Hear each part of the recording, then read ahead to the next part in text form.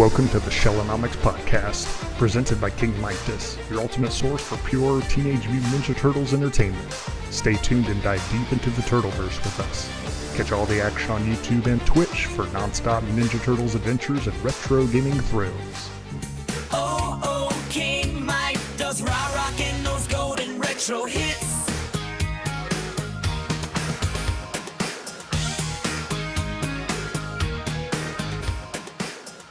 So with our first ever Shellonomics, we have our guest here, Michele Ivey, known as the Cowabunga Corner. She has been featured on many TMNT fan things. We've got her on the Turtle Power documentary, which is that probably your favorite appearance if you had to choose one between the VHS one, the toys, all that. That was your best one? My best one goes to Fanatical. As much as I enjoy the Turtle Power doc, because they got a lot of great people on there, Fanatical was the best one that actually shared my story. So for me personally, Fanatical had it down. It also shared a friend of mine who's now passed away. Oh, okay. And it shared his story, and so it's very emotional for me to watch it because I see her and I'm like, okay, I love that. Oh, very sweet, very sweet. All right. That's on YouTube. It was shown in like Canada and other countries, not really? here in the United States. Is it easy to find? We just look up Fanatical Michele Ivey and we can find it? Yeah. Sweet. Yes. I'll be checking it out later this weekend then. So what is that one all about? Does it just show does it show your collection, or like you say, from like a little autobiography, so to speak? It's a better version of what Totally Obsessed was supposed to be. Totally Obsessed was supposed to show fans of different things and what their fandom is to them, and instead they made up their own stories. They edited it and made it sound crazy. Yes, I'm an insane girl who eats pizza every day, and my dream is to become a real Ninja Turtle. Not. Yeah, that made me quite. Yeah. Well, the way they had your family on there too, I was like, okay, this is no way that a diehard Turtle fan would be. It was very offsetting for me too. I'll be honest. I was happy for you to be on that, but it was like, there's no way a Michelangelo fan would be like that. 3 days of filming. 3 days of filming, and it was basically they script you by saying, here's the question, now we want you to repeat the question without it sounding like a question, so basically put the questions in your own words and then give the answer. Oh, so it's like a news show. Okay, they just have their own. There's media for you, mainstream media. Okay. Then they would cut your answer away. They would take what they scripted you to say and they would cut the answer just completely gone. Like, they kept trying to tell me that when I fight, I feel like I'm a Ninja Turtle, and I refused 1,000 times to say that. So I finally agreed to say I feel like the turtles are behind me because it was the only way to get them to drop the subject. Another question that kept coming up that I did not give the answer they wanted, they asked about 4 times in my 3-hour interview, was how much do I eat pizza? And I'm like, maybe 2 or 3 times a month. And since I did not give the answer they wanted, they had Fred Willard say, she lives on a steady diet, Ninja Turtle diet of pizza every day. And I'm like, oh, I do? I didn't know that. And man, I really wish I got the chance to meet him. He was just reading a script. I don't blame him for what happened, but It was funny. Now, how old were you, if you don't mind sharing, when they filmed that too? How old was I? Yeah. I think I was 26. Yeah, that was 20 years ago. So I was 26. And they made you had imaginary Ninja Turtle friends with you. Yeah. They wanted me to act like I wanted to become. I want to be a Ninja Turtle, but not in the way they're talking about. My dream was to wear the costumes for the movies, the tours, to go to live appearances as Ninja Turtle. I did it from 1991 to 1993 in the Detroit area. I was Mikey the Party Turtle. I was not an official Ninja Turtle, but I did over 150 birthday parties. Well, just do that. You must be the birthday dude. Happy birthday. Your mom sent me an invitation. And you know me, man, I love the party. Oh, so you were Cowabunga Carl before Cowabunga Carl came out then, essentially. Yes. Oh, is that and awesome? I will say that they got it wrong, just like every movie and TV show does. They make it look like it's the worst job in the world. It's the best job in the world. Oh, yeah. Well, I'm sure, so I guess tell us the story. What was your favorite party you did then as the, what was your name again for the turtle? My favorite party? Yeah. Okay. And this one's actually on YouTube. You can watch this on Cowabunga Corner. So search up Cowabunga Corner, and you can see some of the stuff that I did in my costume. And my dad videotaped this. Oh, wow. My teacher in 6th grade, Paul Aspinwall, fantastic teacher. He was such an awesome guy. He would have me sit in the back of the class and draw huge Ninja Turtle drawings that was laminated and put on his son's wall. Well, for his son's birthday, he decided to bring me in to do the birthday party. But his son knew who I was. So when I walked in saying, "Happy birthday," he looks up, "Hi, Michelle."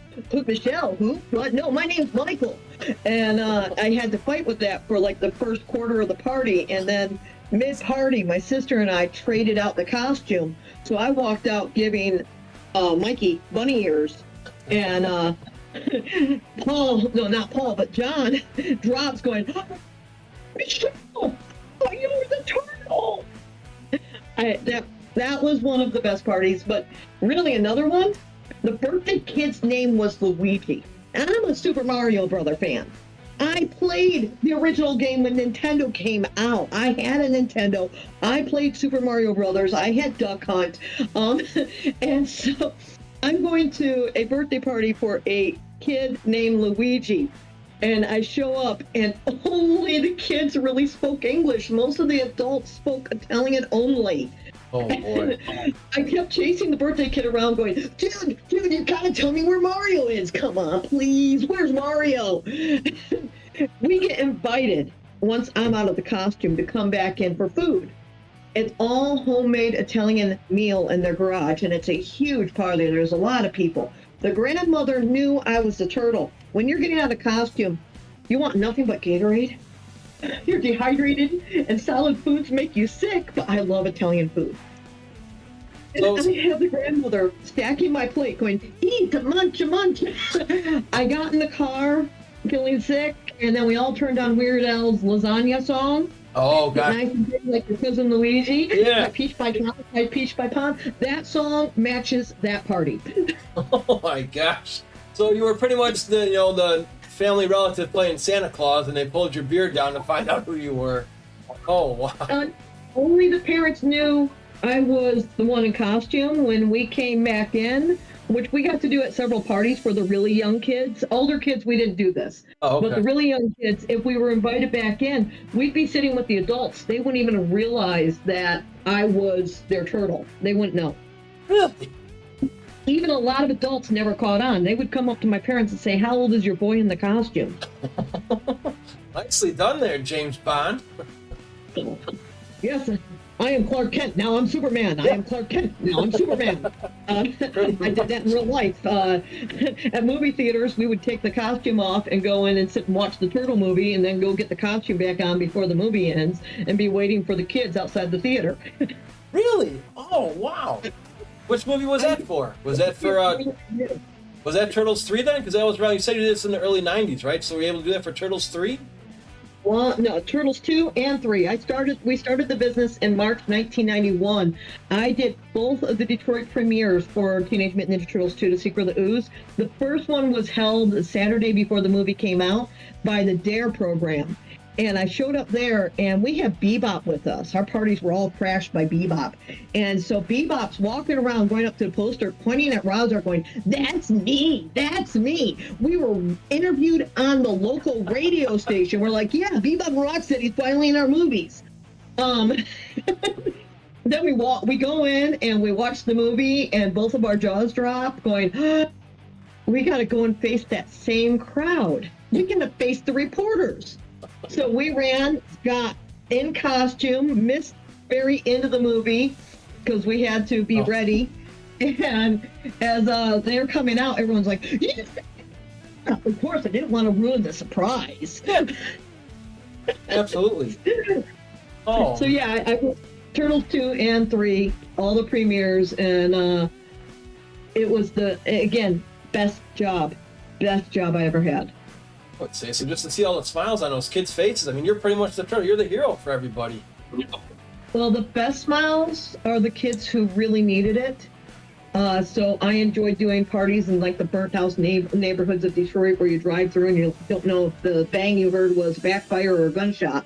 Right. The parties, those people scrapped up and saved for the parties. So the families, not just the kids, but the parents, the grandparents, the aunts, the uncles, everyone there was part of the parties. But when you went into the rich neighborhoods, like we were in houses where they had courtyards. We were in these fancy houses where the parents treated their kids like their models. So in between the games, the kids were to sit on the couch. They were not allowed to dance. They were not allowed to play. They were told, as soon as you're done with the game, go over to the couch and sit. And I'd go over and try talking to those kids, and the parents would be like, nope, you got to behave.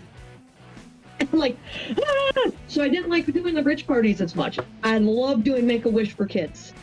I'd go to the hospitals and to the ER units for the children, ICU units. I'd get to see the kids as a turtle and put smiles on them when they needed it most. Oh. That's the best thing in the world. And that's what the Turtles are all about, just bringing people together in unity. And oh, wow, that is very touching. I didn't know that about you, Michelle. Thanks for sharing that. Yeah, I've done a lot that people don't really know because most of these interviews and stuff out there don't touch everything, which is why I have Cowabunga Corner. Yep. To try and say, here's this is what I did, and this is how I did it, in case you want to try my insanity. I don't recommend it. And I definitely want to get to that too. So I wanted to hear, enter Michele Ivey. So what is your Ninja Turtle origin story? My Ninja Turtle origin story is my brother and I went 2 houses down to one of his friends, and the kid brought out a coffee tin of action figures. There was Thundercats, there was Ghostbusters, there was He-Man, and then there was one green toy I didn't recognize that fell out and had 4 little loops on the back of its shell. And I'm like, what is this? And I didn't even remember what the kid told me, but I insisted on playing with that toy because it was the most unique toy I saw in that tin. And that was his Michelangelo toy. Not even a week later, my brother comes in. I'm watching Chip 'n Dale Rescue Ranger because we had our afternoon block after school to watch. And I love Chip 'n Dale's Rescue Rangers, Chip 'n Dale when there's danger. And I love that series. And so did my brother. But he changed the channel. I'm like, I was watching that. And he goes, yeah, but that's a rerun. We haven't seen this before. The episode was a thing about rats. And I thought I'd like the blue turtle because blue is my favorite color. But I was a Mikey fan before the episode ended. And that Christmas, my mom got me every single Ninja Turtle toy she could find that was on the market. The only 2 she could not find was Baxter Stockman and the Rat King, and I got them both from Children's Palace in January the following year. Wow. Now, can you recall if that was the first week that they came out with that series? Because I remember it was in late '87, and it was like a week, mini series they had. 87, I didn't discover them until October 1989. Oh. I was late into the game with the cartoon. Okay. The cartoon's been on for a little bit. But that's okay, because then I didn't just have 5 episodes to watch. I had an entire season. Oh, yeah, and that was when it was still really good. And that's when our buddy still had his nunchucks, too, in seasons 1, 2, and 3. So it was still nice to watch him combat in those. Yeah. And like chucking. And then he switched over to the grappling hook because of England. Yeah, I was just like, I guess another question is, how much better do you think the original cartoon would have been if they kept up with the anime production that they had in season 1? Well, of course the animation was amazing, but they did keep on most of the crew. And the crew tried to keep the show on track. Like, they'd go, you gotta go darker, darker, darker. And so when the suits were standing over them saying that, they do their few darker episodes, but then as soon as the suits walk away, they would start to play in the studios again. Oh. And because of the personality, I didn't mind if the animation was different. I mean, one of my favorite episodes, Cowabunga Shredhead, had that really loose animation that did not look as perfection as that first season, but it was still such a good episode that I can dismiss the animation because I was so pulled into Shredder being Michelangelo. James Avery, I don't know if that's his favorite episode he voiced, but I know we had a lot of fun doing that one. You could just tell in his spirit in that one. And Mikey, I crave pizza no more. Yeah, Kung Pao. I love it. Exactly. So what are some of your favorite childhood memories of Turtles then, besides, the toys and the show? Like, were you able to go see the first movie in theaters when it came out? Yes. In fact, I have a full reason that I got to see it when I saw it. My mom saw my love for turtles and said, and she got me the toys on Christmas of '89. Okay. And then in January 1990, we found a pamphlet. It was actually from Palladium RPG Books that had a story about the movie, and it had a picture of Leonardo on the cover of it. I still have this pamphlet at home. And it has Leo inside the gift shop holding that little beaver toy. And we're staring at that now. My family's costume makers, like my party turtle costume is homemade. And we're staring at that going, that costume is absolutely amazing. And I want to see this movie. Of course, that's coming out of my mouth as a kid, all excited. Yeah. And my mom sees this as an opportunity. I am dyslexic. I was a first grade reader in 5th grade. I have failed every spelling test all the way through my senior year in high school, and I did graduate. But I really, really sucked at reading and writing. And my mom wanted to get me to read, but all the reading programs they put me in school did nothing for me. So my mom found the movie novel, handed it to me, and said, you want to see the very first movie of Ninja Turtles? On the very first day, at the very first screening of that day, you want to see the movie before anybody else sees it in this area. You want to see that very first one. Yes, Mom, what's the deal? Read this book. It's the very first book I ever read. So I read that book. It was a struggle.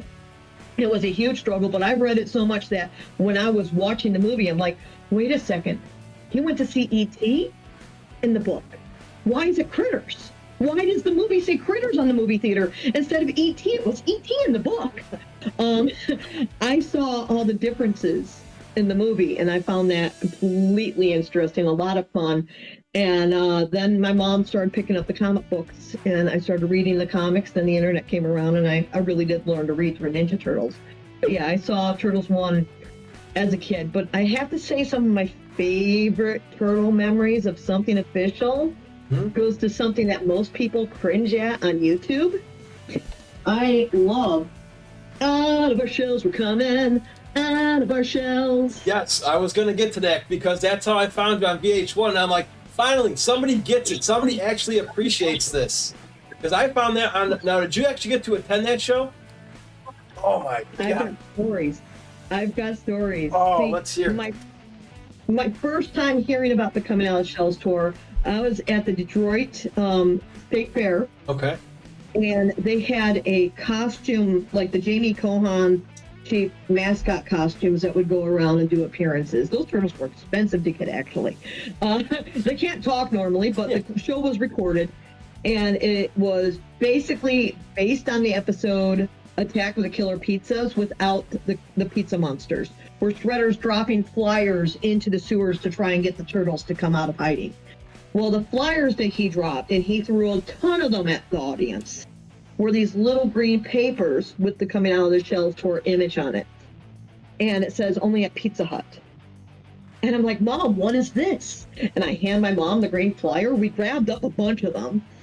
And then my mom calls Pizza Hut and goes, oh, well, next week, the Coming Out of the Shells tour, the new Ninja Turtle concert soundtrack will be sold at Pizza Hut. So we went the day that the tapes started to be sold. I was there day one, got into the car, popped the tape, and I'm like, they sound like girls. That sounds weird. This is supposed to be the Ninja Turtles? Yeah. Out of our shells we're coming, out of our shells. When there's music inside of you, someday you know that it's going to come through. And I'm like, what is this? And then we start seeing the ads. October 3rd, live on pay-per-view. My mom got online before we saw the pay-per-view show. And she bought tickets for the Detroit show at the Masonic Temple on October 17th. But I wanted to see it beforehand. So we got the pay-per-view showing. In fact, I recorded it, which is basically the same thing that you can buy on VHS, right, but longer. There's more scenes with Kip. There's all this filler that they had to put in the intermission of different type of animation and stuff, like world safety, like the environment stuff, that they were filling the full intermission up with. And I watched it there, and I'm like, Shredder's wearing a dress? What is this?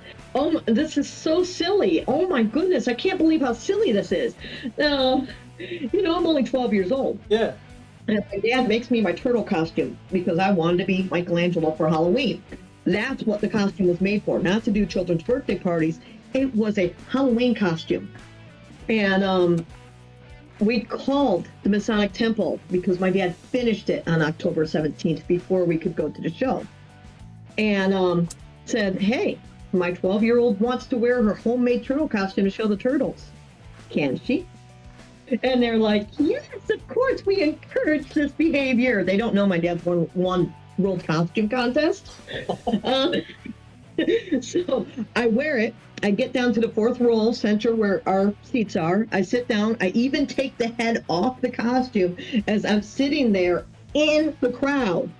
And then my brother looks over and goes, in the next aisle, April's interviewing people. You should go get interviewed.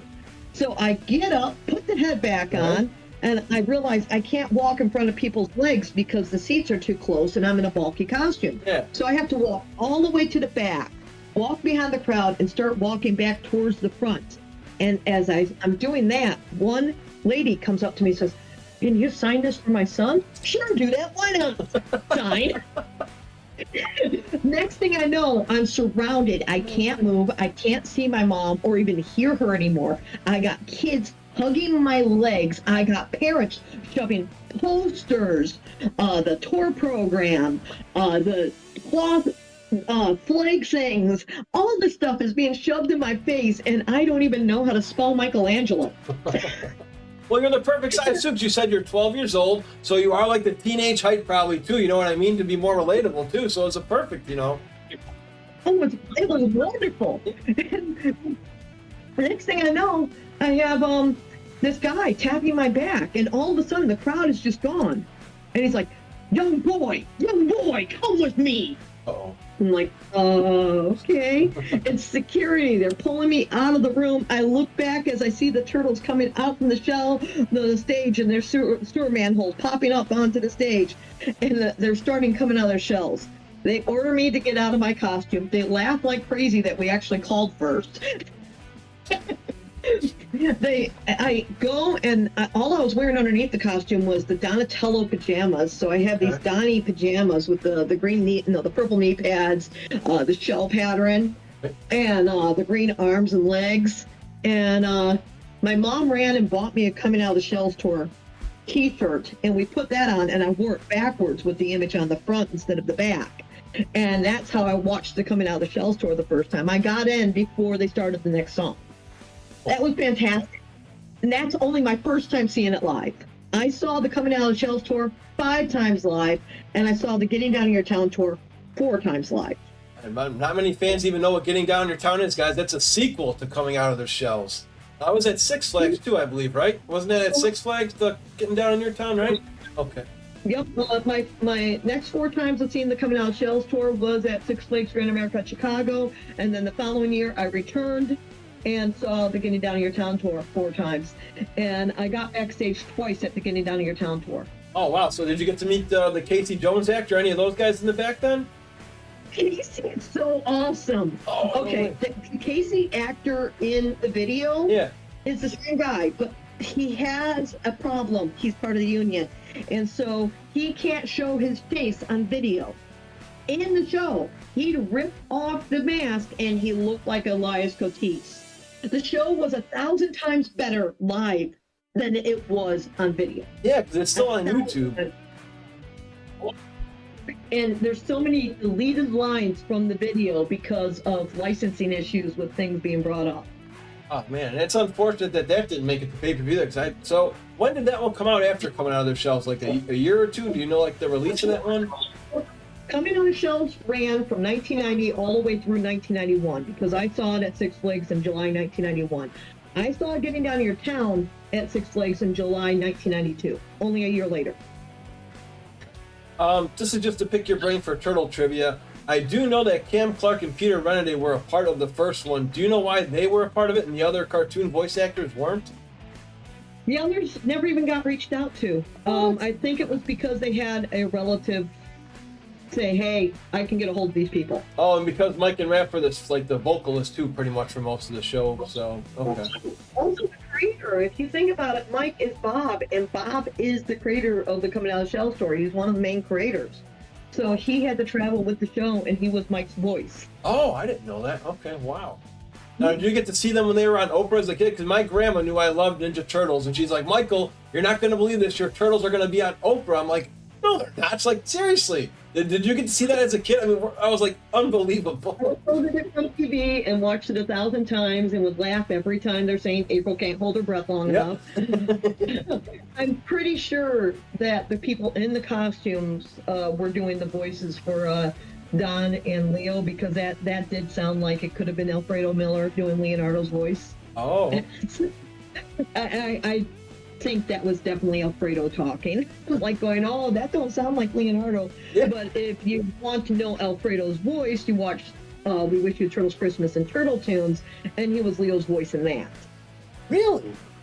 Rap. Yeah. Oh, yeah. That's. Rap Christmas I do song. watch that every Christmas. One of my buddies, a younger guy who grew up with the 03 Turtles, I told him, you got to do a reaction video for this Ninja Turtles coming out. No, the Christmas tunes. And he was like, what is this? Oh, it is hilarious. So I watch that one every Christmas. Yep. We never got our cartoon Christmas special. At least we have that. Oh, don't say that. We didn't get it for the 87 series, but we definitely got it for 2003. Yep, which was good for us because that was our homeboy who had the main role in that too, which was very nice. The Christmas Aliens. Another good episode.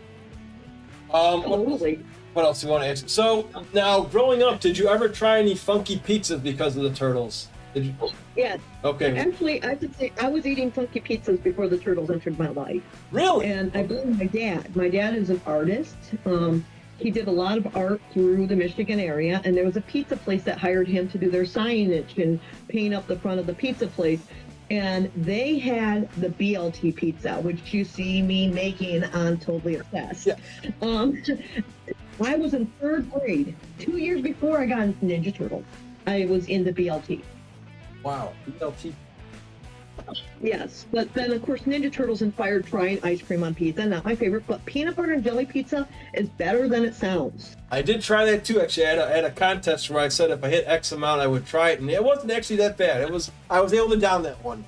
Anchovies, not so much, but peanut butter and jelly, sign me up for that one. Yeah, exactly.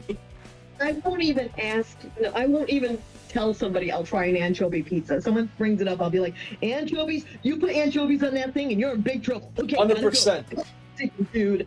Okay. Yeah, I agree with Robbie Riss's line, not the cartoon when it comes to anchovies. Yes. Now, here's another one for you with pizza toppings here, because my buddies are split 50-50. I tried it once, and I call it Starburst on pizza. Pineapple, does it belong on pizza, yes or no? Pineapple definitely belongs on pizza. Like I saw one of the punishments was that you'd have to sit in the corner and eat pineapple if you're rude to the guest or host. And I'm like, dude, where do I go to this corner? I will eat the pineapple pizza, please. You guys heard it here first. I'm not a fan, and I even say my Fred Wolf Turtles didn't put pineapple on any of their pizzas, but I guess okay. We'll take your word for it then, Michelle. I was a Hawaiian pizza fan as a kid. I still am. But my sister's allergic to meat, so we usually do pineapple and feta instead of pineapple and ham. Oh, okay. And it's really good. I've always had a bit of a sweet tooth. Okay. So I guess that's the reason. But here's the thing. I like my pineapple sweet, but I don't like my pizza sauce too sweet. So like Jet's Pizza, I'll order their BLT and I'll adore it. But if I get their actual pizza, their sauce itself is too sweet for me. Oh, okay. So now where can I get this pineapple on pizza? I guess I'll do a take 2 in your honor to try it again. So which, is there a franchise brand you recommend I try? Because I think it was Papa John's when I first had it. So if there's one that's better, let me know and I'll give it a shot. I will try it again, in your honor. I've been doing Domino's, like the first Turtle movie. Domino's? Okay. I used to promote Pizza Hut very strongly, but I am so sick of them turning to express Pizza Huts. I want my sit-in Pizza Hut. Yes, exactly. So I'm not as Pizza Hut gung-ho as I used to be. Same here. Yeah, I used to go to their lunch buffet. When you were around, didn't they have the lunch buffets out by your Pizza Huts when we were kids? That was the best time. We'd have a half day at school. There we go. And especially even a few years ago, when my dad was in the hospital in 2020, yeah, there was a Pizza Hut still over there. And at this point, most of the Pizza Huts have already been demolished. Right. But there was still one sit-in Pizza Hut, and they still had the lunch salads and everything. And on the way to go see my dad every day, we would stop and just get that salad and the pizza and stuff and breadsticks because it was cheap. It was something we could enjoy, get some food in us because we were going to sit in the hospital for like 6 hours with nothing to eat. Oh man, and how delicious were those strudel pizzas too? Remember those dessert pizzas? I wish they could bring those back. And there's so much good food out there that's not returning. Yeah. And there's times where I'm like, why do you remove stuff from the menu if you know people like it? Right, exactly. Why? So I think we're going to be on the same page here. So I guess I want to ask this. Why is the first Turtle movie just so freaking good? Nothing still compares to it, in my opinion, on the big screen, except for that. I agree. To me, the turtles look the most realistic in that movie. That's my favorite, absolute favorite design. In fact, if you look to my side here, you'll see that I have the NECA Donatello standing here in the office. That is my absolute favorite design of the turtles. On top of that, the acting and everything, just how the script came together. There was nothing inside this movie where it felt forced. It never felt like, well, this is what we want to accomplish in the movie, and we're going to have to force this character out of character to accomplish it, which every other Turtle movie since, including Mutant Mayhem, which I really enjoy, has those moments where I feel like they force stuff. The original movie was so fluent. There's only one big error with that movie that I have, and that's the origin story. I think they should have left in Saki's brother. Other than that... From the comics, you think? From the original? Oh, that would actually been a good point. That was from the comics, right? The Oroku Nagi, right? That was the first one? Okay. Yeah, because I know they said Steve Barron really wanted to do... And I read in the, the visual history book, they said they wanted to make it something different, because Friedman, their agent, was like, we already have the cartoon on TV. We don't need another cartoon movie. We want to do something different. So, that I remember, too. And it was a beautiful blend between a cartoon and the original comics, to where it made its own universe, but both areas, the fans could appreciate what was on the screen in front of them. Exactly. It wasn't saying, we're going to make something completely new. No, they did a blend, a beautiful blend. And they brought in characters that we still talk about to today that were only in the movie. Danny Pennican, Charles Pennican, Kino, Tatsu. When you stop and look at the movies, it's like, where are these characters? Now we keep seeing stuff like everyone keeps screaming for Kino to come back. Kino was amazing, but there was so many other characters. Like, it would have been great if one of the shows could do a nod to Chief Stearns. Just name one of the police officers in the cartoon Chief Stearns. You can't bring in Ray, he passed away, but if we could give an homage to him, I'd be happy. Oh god, I love him in Turtles too. With it about his record, my record clearly shows that I have no off the record. Make a record of that. Oh, and if you guys have not yet, we're gonna get to our Cowabunga Corner YouTube channel. But I did see one of those videos there. You actually have the heads from the third movie. Is that correct? Yes, I have Michelangelo and Leonardo's animatronic heads. There was 2 heads per turtle made. And when all effects went under, they auctioned off one set of those heads. And this one guy got a couple of the heads, and he watched as somebody else put the Raphael head on eBay, and I was the second highest bidder at $1,800, but I lost. Somebody else won at $2,000. Oh, that's nice. And then he came to me and said, I will sell you a turtle head. And I, of course, had to make sure it was the real deal. I went through all the chains, because I'm in touch with Mirage Studios already at that time, and made sure it was a real head. And went through, I did get a loan at the time because I was building my credit. And then after I paid off that loan, he contacts me and says, okay, I have another turtle head. I'm like, that was so expensive. The only way I'm doing it is if it's Michelangelo. I am not going to buy Raph or Don from that movie. There's no way I'll do it. Only if it's Mike. It better not be Mike. I can't afford this. And then he puts Michelangelo in front of me. And Mikey cost me $2,000, and he arrived with a broken jaw, and his flesh was already starting to deteriorate underneath the chin. He didn't even have the entire base. Leonardo came with everything, and Mikey just, for $200 more, I got gypped pretty much on some of the extra stuff. Oh man! Well, you couldn't pass it up because that's your main guy. Like me, it's like, just like, it's a once in a lifetime. Otherwise, before it goes into the wrong hands, so to speak. So Right. Oh, I know. At the time, Eric kept the other set. So from what I understand, there's only those 4 heads out there. Do not believe anyone if they say they're selling an animatronic head from the first 2 Turtle movies. Those will never be on the market. Most of them were destroyed. Only 1 remains. The skin was ripped off of it, and it is in the Henson's collection. All of the other turtle heads and Tokon Razar was destroyed. If you see heads from those movies, like you might see a stunt costume, those are stunt heads, not the animatronic heads. back to that first movie too. Like, just another pick your brain.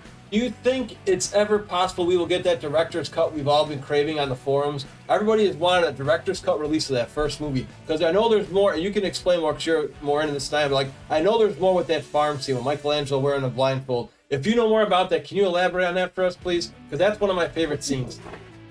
Okay, they definitely did a huge training session where it was about an apple, really, being able to do the blindfold fight and eat an apple at the same time. And all of the turtles was getting this down, but Raph had the hardest time with it, which is why, and later in the fight, he's eating an apple in the sewer. Oh, that's where that comes It relates back to that training scene. I've read it once in the script. I don't have it memorized, but I did read the script through and got to read that entire scene, and it is epic. I own the scripts. I just don't have time to sit down and reread them like I did when I was a kid. Yeah, exactly. But yeah, there is a lot more to the original movie, just like anything else. Like Turtles 3 script is so much better than the movie. No, I like Turtles 3 more than Turtles 2. So yeah, I'd like to hear more about Turtles 3. I'm probably one of the outsiders who actually likes that one. I mean, I love Henson's creations in Turtles 2, but it just didn't age as well as Turtles 3, in my opinion. For me, Turtles 2 was too much of a cut and paste. We have Bebop. No, we have Shredder again. Yeah. It's Turtles versus. And we have to please And the main also, media. Taking weapons away. Yes. They made it more kid friendly. They kind of went in a different direction than I was hoping. It was very easy to memorize Turtles 2. I can go through the entire script. Kino, get in here. We have another order for that O'Neill lady. You kidding me again? She ought to buy wholesale. I can go through that entire movie, no problem. I could do that with any of the Turtle movies, but Turtles 2 was the one where it was just like, I went home and told the entire movie to my grandma on the phone. It was such an easy one to get through. Turtles 3, you got to see the Turtles interact with more people. The entire village, they're walking around, nothing on, being able to interact with people. And you get such beautiful lines like, wait, really, I'm a beautiful princess in disguise. Sword. Break the spell. Give me a kiss. Clint Eastwood? Nah. Hey, Butch, don't you know Westerns are dead? It's such a gorgeous movie. I mean, I'm sitting here with a Turtles 3. Well, the others are behind me. And I have a Turtles 3 movie prop right here, too. Oh. This is actually from Turtles 3. Oh, if I could play Name That Prop, I believe that's one. Now, is that, I'm guessing that's one of the Turtles ones when they first use the scepter, right? Yep, when they go back into the past. Check it out, we're in Shogun. There's Raph wearing one. Oh. And this was Raphael's mask from Turtles 3, and it is signed by Matt Hill, who was Raphael. It is also autographed by Eastman and Laird. Oh, now did you get them? Did you have to mail that to Eastman and Laird? Because I know you've actually spoken with both of them before, right? You're pretty not tight with them, but you have seen them both in person. I've known Eastman and Laird since '92. But yeah, I never mail any of my props. They travel with me. Oh, okay. So if I'm going to go see them, I will bring the props. And I see Kevin a lot. Peter's harder to see because he stays to the East Coast, and I kind of travel the country. So I like seeing the guys. That is awesome. Another question would be is, so, Power Rangers and X-Men were starting to take over, but you, like me, stuck with Ninja Turtles. Why? What made you say, you know what, I don't care, again, we had less TV shows. They were going from, 5 days a week to just on Saturdays. You had your Red Sky, they went to Next Mutation, and yet you still stuck with Turtles. Why? Okay, first of all, I love children's entertainment. I'm one of those people who watch almost every kid's cartoon, and I'll give everything a chance. And I was one of those kids that saw the ads for Power Rangers and thought, oh cool, there's a martial arts show coming out, but I'm also a performer. And I believe acting has so much potential and makes the show or breaks the show. And then I watched Power Rangers for the first time. The first day it aired, I was on that channel. I watched it. It's not like I did not give it a try. Acting sucked in that show. And the martial arts was not martial arts, it was dancing.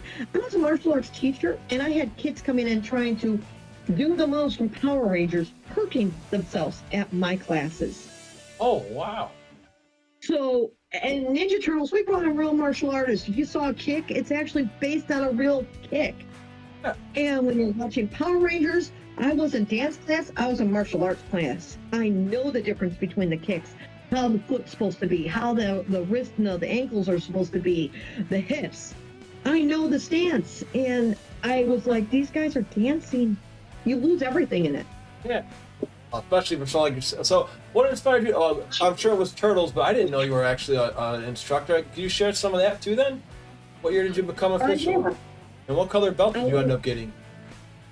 I got up to blue in 2 different styles. Oh, And the reason I didn't go pursuing after the black belt is because I realized the higher the belt, the more it was just about the spin kicks and the fancy moves to do TV show stuff, not the stuff that's going to save your life.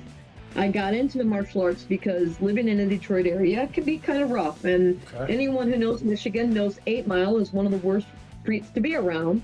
I had a bullet scrape my forehead when I was 7 years old.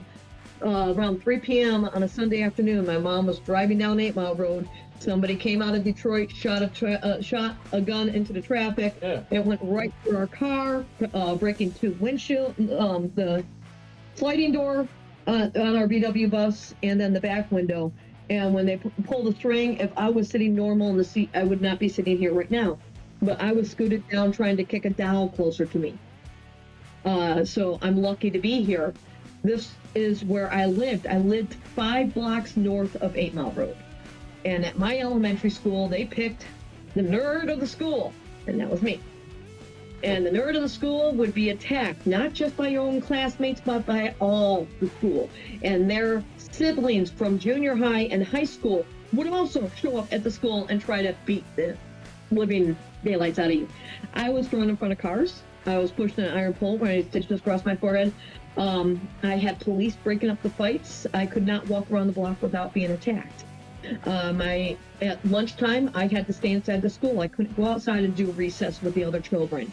My mom would have to be at the school to try and pick me up with the principal, walking me to my mother's car. That's how serious this was. And all of the cartoons before Ninja Turtles said you need superpowers or money to be able to win in a battle. And if someone's bigger than you, you're screwed. As long as you're the small person, you're in trouble. And then out comes the Ninja Turtles, and you watch Casey Jones up against Tatsu in that first movie, and he wins. And then he points at the kid who goes, "What are we standing here for? Let's get him." Casey's like, "You want to be next?" The fight was over. And I'm like, wait, you mean if you take out the leader? The leaders will win. I know who the leaders are. If you take out the leaders, the fight over. So I started trying to defend myself. And yes, if you take out the leader, the fight was over. That was it. You didn't have to fight everyone. You just have to fight the person just trying to direct everyone. And then my mom put me in a different school, best school year of my life, but for junior high, I blended right back in with the same kids that were attacking me, and they tried to start it back up. They really tried. And my mom says, "I'm putting you into the martial arts because Ninja Turtles have inspired you to try and stand up for yourself. Maybe it's time you learn how to defend yourself." And I embraced it. My first year I was in an organization that did Tang Sudo, but I found out that the people running the organization was extremely crooked. They gave belts away so people would not quit. And that's not why I got into it. I did not get in for a free belt or a free ride to the top. So I took a year searching, and I joined an organization known as NAMA Karate, which was the North American Alliance of Martial Arts. I trained in different weapons with the bow staff, the nunchucks, and the sais, and kali sticks. And I also took classes on how to teach beginner classes. So I was teaching white through purple belts for NAMA Karate at their out schools. So you just shared a couple of tough times growing up. When was another time you were able to lean on Ninja Turtles? I know a lot of us fans if you don't have, a parent or a sibling or someone you could talk to, you can, just like the show, you can always count on them, just like coming out of their shells. You can count on us. So if you don't mind, and let's make it a little, emotional. When was the time you knew you can lean on them to help you get through something? There's been so many times. I will always say I could always lean on my family.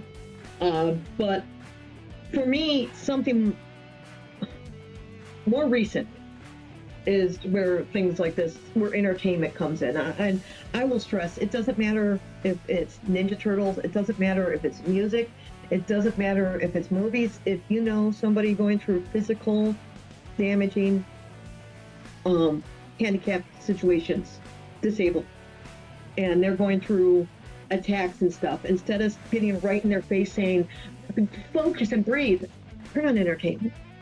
Turn on entertainment. For me, if somebody, and they see me going, I go through non-epileptic seizures, and these things can last anywhere from 1 hour to 7 hours to now even 9 hours was my longest one, which was only a month ago.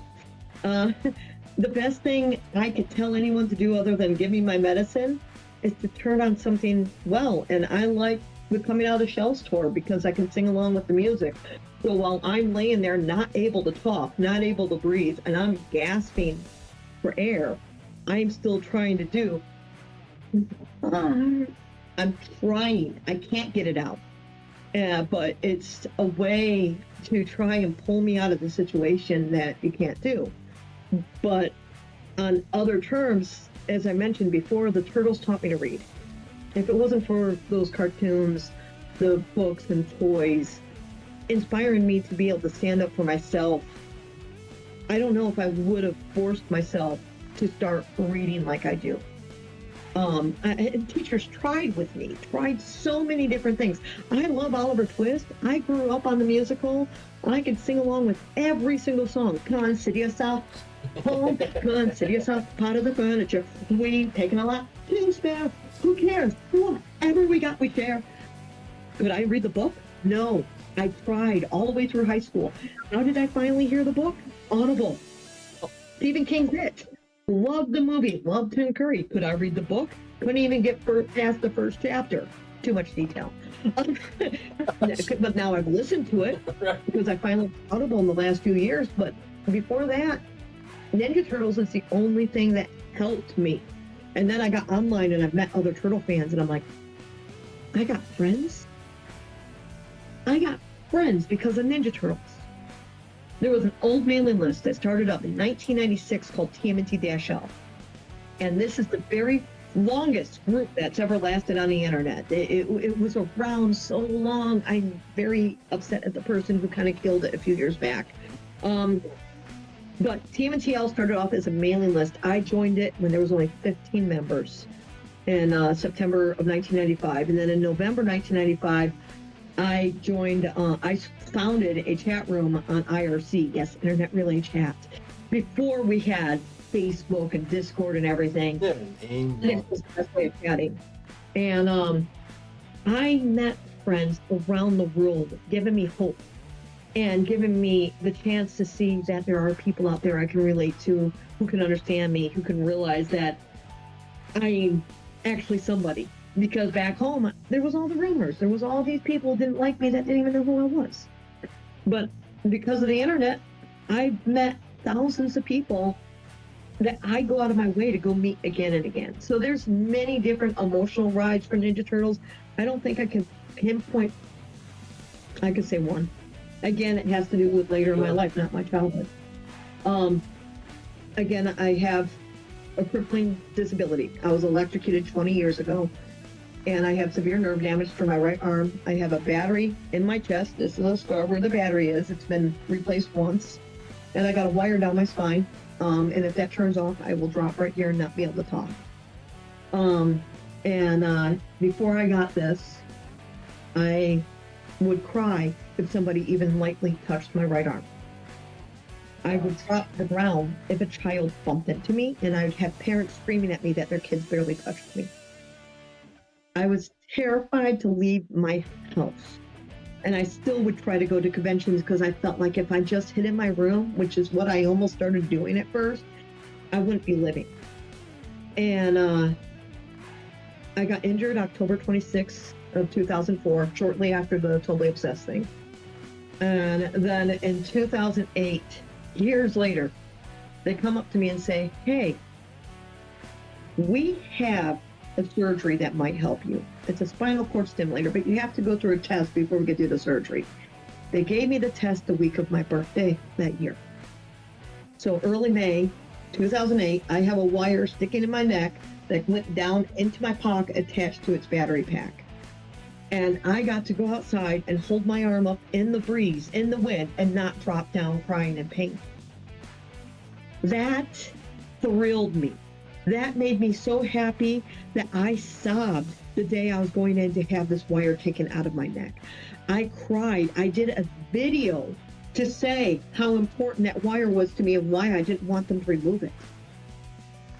And then I went and got it removed. And I thought I was getting the surgery that summer, but it didn't come up. And then in 2010, my doctor calls me up. You still want the spinal cord stimulator? Yes, please, give it to me. Well, workers' comp is making you go through the test surgery again. Why? What if it changed over the last few years? You need to have the test surgery. I need that. I need the actual surgery, not the test. That's torture. No, they made me go through the test again. I went another week where I could clap my hands, where I could shake hands, where I could actually go outside without a jacket. And then they took it away. And 2010 goes through and I don't get the surgery. And this is a very, at the time, emotional subject for me. I hated the fact that I wore a black band on my arm so people knew which arm not to touch. And I'd go and do the interviews. Like I'm sitting down interviewing Mark Casso, who's one of my biggest inspirations and somebody who was injured that got back on his feet. And as I'm interviewing him, you can see this interview, but not this part on YouTube. Right. During the interview, he goes, I have a question for you. What's that on your arm? And I had to tell him what happened to me. And it's, in a way, embarrassing when you're trying to talk up this guy's amazing life. And then you're like, oh yeah, I have this thing, but it stopped me from doing all of my dreams. There's no way I could ever be a costumer again. There's no way I can get back into the martial arts. There's no way I can be an artist again. There's no way I can live the life that I was originally bringing myself up for. And I was 26 years old when I lost my life. So one person who really knew this about me, because I don't see him as a celebrity to me anymore. I see him as one of my best friends that I would hang out with in LA, is Robbie Wrist. Michelangelo's voice from the original 3 movies. He also did a voice in the original cartoon series, and he was Mondo Gecko in the 2012 series. That guy is the most Michelangelo-like actor of all Ninja Turtles. I know some people say Greg Sipes, because Greg's that hippie, awesome guy. I really love hanging out with Greg, but I felt like the 2012 series, Michelangelo acted more like Greg Sipes than like Michelangelo. My favorite Michelangelos go to like the original movie and the 2003 series and the original cartoon series. Those are the Mikeys that I combined as the one that I fan the most. And Robbie Wrist is that Mikey, you know, he's the voice that I imitate the most when I would do the birthday parties. And I was in LA, and I already hung out with Robbie a few times, and he knew I was heading back to Michigan, but my flight got postponed because I had a tour of Cartoon Network to go to. And I did that, and I also I have Toka's hand, his hand from Turtles 2, Secret of the Ooze, with the claws. It was given to me by Kurt Bryant, who's the actor who played Toka. And I brought that to show my friend from Cartoon Networks to a dinner. And I'm leaving on a flight back to Michigan the next day. And we just left the restaurant. I'm walking with this very fun guy named Santino. We already split up from our friend from Cartoon Network. It's Mickey, me, and Santino walking back to the bus stop. And my mom calls me and says, Michelle, you just got an envelope from Workers' Comp. Do you want me to open it? I said, yes, tell me what is it. And she opens it, and it's a very thick letter explaining how a doctor in Florida who's never seen me in his life has made the decision for workers' comp that I will not be getting my spinal cord stimulator. I broke down crying. I'm at the bus stop in Burbank and I'm just sobbing. I am a complete miserable wreck. Mickey's standing right next to me. Santino's right there. Santino's Ernie Reyes Jr.'s younger brother. Oh, okay. But he's a huge Turtle fan. But when Ernie was working on the movies, Santino never got to go to the set, never got to get to know any of the other actors. And real quick, you mentioned Mark Queso. Mark Queso was Leonardo's actor in Turtles 1, right? First movie? Oh, he wasn't all? Okay, thank you. Okay, yeah. For those who don't know. Okay. Yeah, and in Turtles 2, he's also the one who goes, hey, April, you got a call from Donnie. Oh, yeah, that's right. Yeah, the little rolls. That's Mark Queso. That's right. Yeah, in 1980, he was in the Olympics, and while rehearsing and getting ready for the Olympics, he fell and broke his neck and was told he'd never walk again. And he not only did he get up and walk again, he's won 2 gold medals, and then he went and wore a 30-pound Ninja Turtle head on that neck for 2 movies. That's an impressive guy who was able to bounce back from an injury that nobody thought he could. Yeah, and you shared how tough it was for you as 12 years old, wearing all that sweaty, the costume you had homemade. Imagine wearing the Henson edition. Oh, I dreamed of wearing the Henson edition. That was my dream job. I grew up wearing those type of costumes. I mean, this picture on my hat, that's my parents right there in the 1980s. Really? So I grew up wearing costumes that could drink through their fingers, that had fans built into them, that had strobes to splash people with glowing eyes or blowing smoke. Yeah. My costumes were amazing. My dad was a mad genius. I love my dad. Yeah. That's why I wear him on my hat. Absolutely. And you say you're really tired of Robbie Roos now. Just jumping forward, do you think I know they're making a new movie. A lot of us fans are pushing it. Do you know if he's anybody asking him to be the voice of Mikey in The Last Ronin? I know there's rumors, but that would be fantastic. I haven't heard that rumor. The thing I heard is Wayne Grayson begging for that role. Really? Wow. Wayne would also do amazing at it because he did the dark, gritty Mikey in the future episode, same as it never was. Oh yeah. In the 2003 series, That's he right. did that very rough Mikey that met up with John. I could see him doing it, but yeah, Wayne Grayson's actually out there saying, "Hey dudes, look at me." Yeah. I don't know about Robbie. I know Robbie's kind of moved out of the area. He's now down in Florida. He's no longer in LA. But I'll be seeing him next month at Fanboy Expo in Knoxville, Kentucky. Oh, nice. But yeah. what I want to say about me breaking down crying because of that horrible letter Get back to this. was while I'm sitting there, I look up and across the street, I see Robbie Rist. Hey. I see him. And I stand up and I go running away from my sister who's got Toka's claw and Santino. I just take off and Mickey doesn't understand. And I get to the corner where the stoplight is. And then I yell as loud as I could, "Robbie!" And Robbie turns and looks at me. And that's when Mickey, because Mickey's also good friends with him, realizes he's across the street. And he comes across the street as the other 2 catch up to me. And I tell Robbie that workers' comp just denied my surgery. And he starts swearing and yelling and like really animated. Right. And then he's like, "I'm sorry, I can't stick around. I got a meeting. I'm actually already late. That's just so wrong." And he says his goodbye, gives us his hugs, and he leaves. And Santino was standing there going, "I just heard Michelangelo swear." Yeah, so I was just going to say, it went from a PG Michelangelo to a rated R one, pretty much. Wow. And I got home and I was able to fight workers' comp on the decision and got my surgery a month and a half later. Thank God. So, but now I can kind of do this, but my arm, the more years go by, the more I get used to the wire and the pain is trying to return.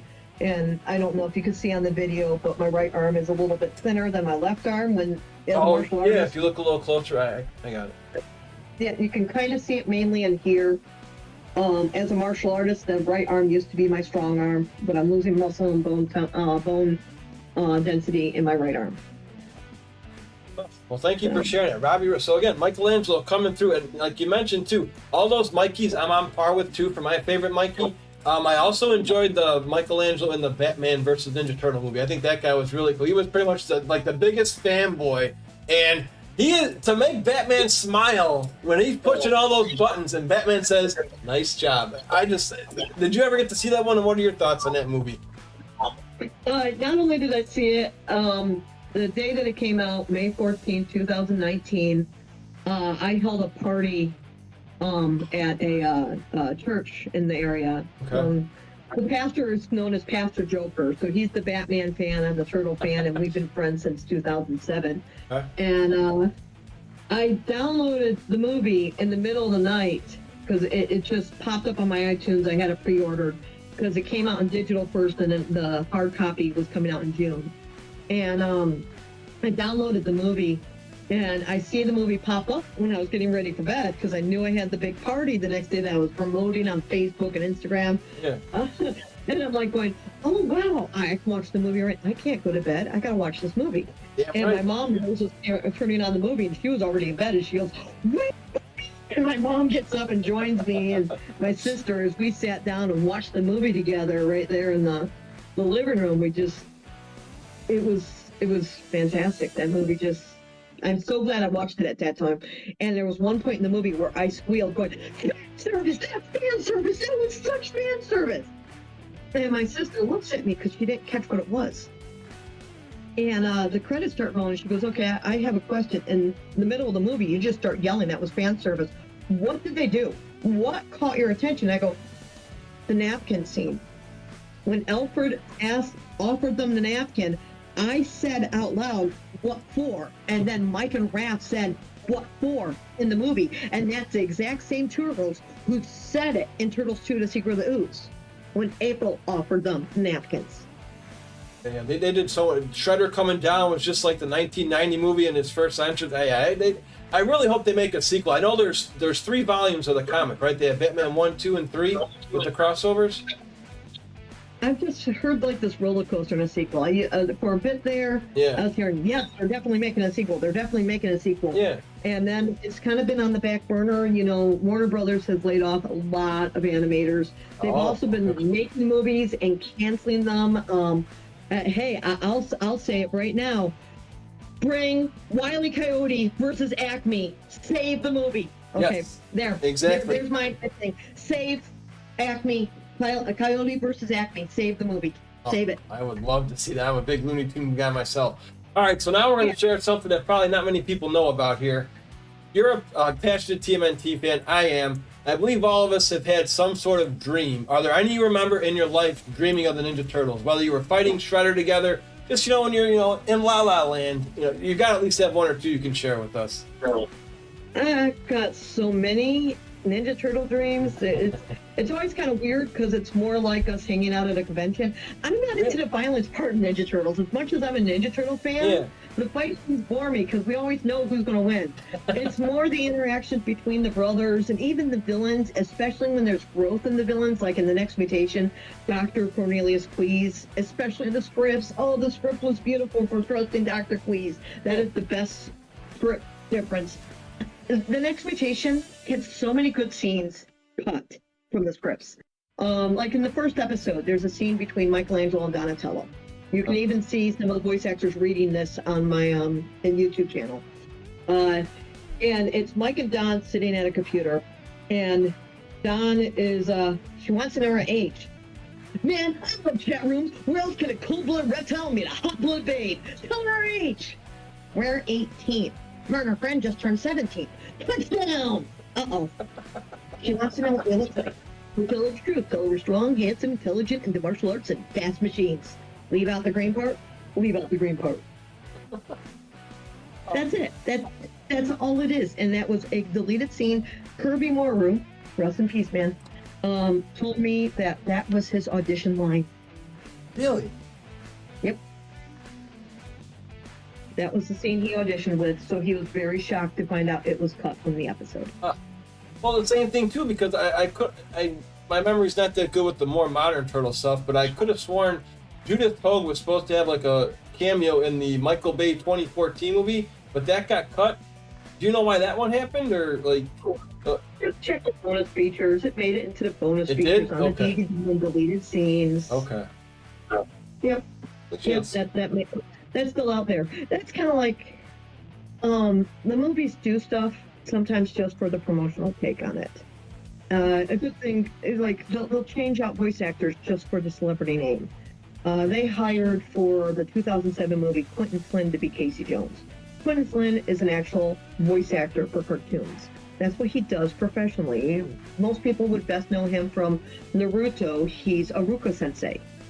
And he was Casey Jones. And he was going to conventions saying, "Hey man, I'm Casey Jones." Yeah. He didn't find out till we found out the voice cast was changed. Chris Evans was brought in to voice him.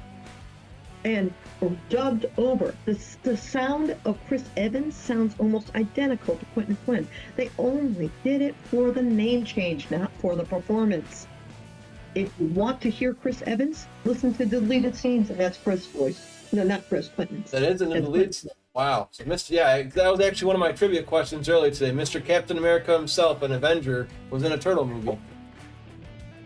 So. And so was Sarah Michelle Gellar doing the worst version of April O'Neil. Oh, jeez, yeah. Now, I did. What are your thoughts on that movie? I did enjoy that 07 movie. I thought it was, like I say, they did kind of go celebrity heavy, in that one with Patrick Stewart and a different story. But what was your take on that one? Badly written fanfic. Oh, and this is coming from the script consultant.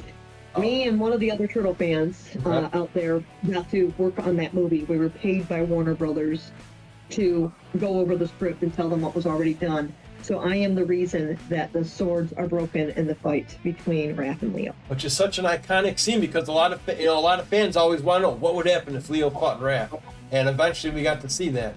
Who would agree? Why would people wonder that? It was overdone. Yeah.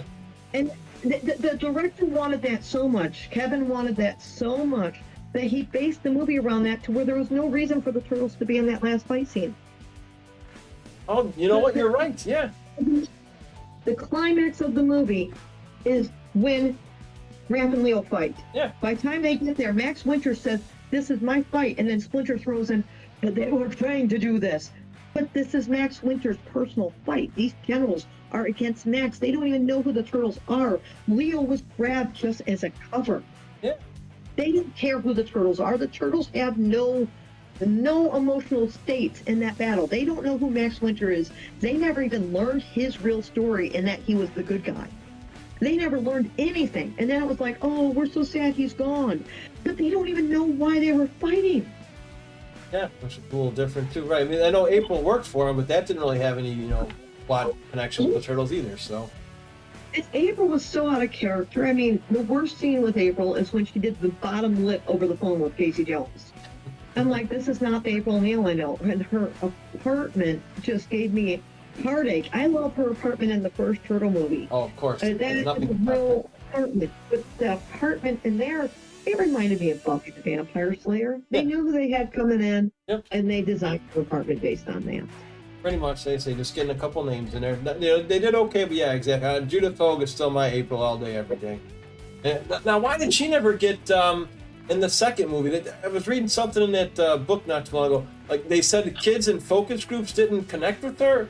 That's like in the visual history and something else. That's not even close to any of. Not even close, Dipneck. Okay, let's hear it. I'll give Judith's story. Okay. She was too vocal on set and trying to defend the actors in the costumes. Really? Okay? The actors in the suits were not exactly treated like stars. They were not treated like the heroes of the movie. No, April and Casey were. The people who showed their face was treated like stars.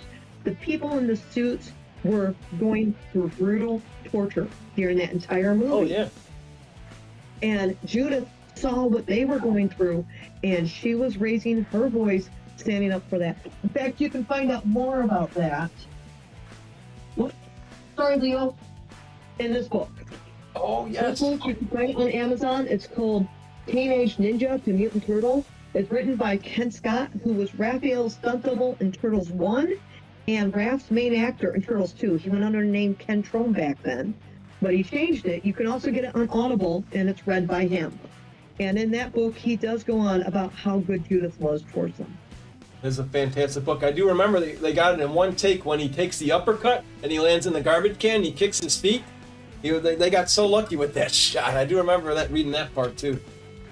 Well, that shot is what got him the job. Right.